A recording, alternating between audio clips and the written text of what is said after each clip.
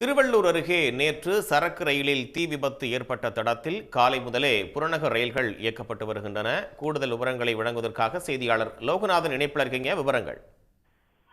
திருவள்ளூர் ஏகாட்டூர் இடையே நேற்று காலை 5:10 மணி அளவில் சரக்கு ரயில் தடம் புரண்டு 18 பெட்டிகள் எரிந்து நாசமானது. 7 மணி நேரம் பிறகு தீ அணைப்பு வீரர்கள் போராடி தீயை கட்டுப்பாட்டுக்குள் கொண்டு வந்ததை தொடர்ந்து மீட்பு பணிகளானது 22 மணி நேரமாக தொடர்ந்து அது நடைபெற்று வருகின்றது.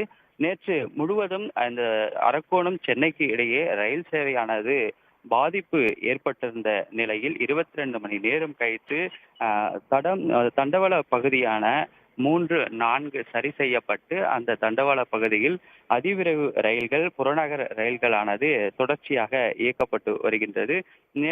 நேற்று இரவு 10:15 மணி அளவில் முதல் எக்ஸ்பிரஸ் ரயிலான திருவனந்தபுரம் ரயிலானது இயக்கப்பட்டு தொடர்ந்து அதைத் தொடர்ந்து ஆலப்புழா, பாலக்காடு உள்ளிட்ட எக்ஸ்பிரஸ் ரயில்களும் இயக்கப்பட்டிருந்தன.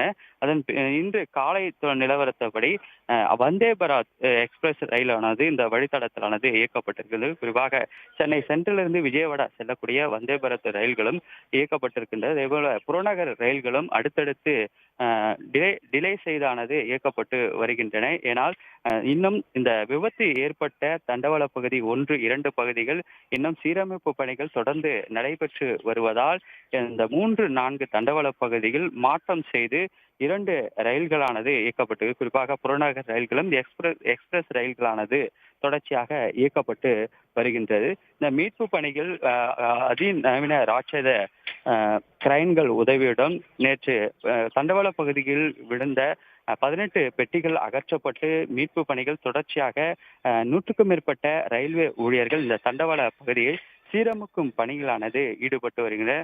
இந்த சீரமைப்பு பணி இன்று மதியம் முழுமை பெறும் என தகவலானது வெளியாகிருக்கின்றது. அதன் பிறகு இரு மார்க்கமாக வழக்கம் போல் ரயில் சேவை இயக்கப்படும் என ரயில்வே துறை அதிகாரிகளானது தகவல் தெரிவித்திருக்கின்றனர். விவரங்களுக்கு நன்றி லோகநாதன். உடனுக்குடன் செய்திகளை தெரிந்து கொள்ள சன் நியூஸ் பெல் ஐகானை கிளிக் பண்ணுங்க.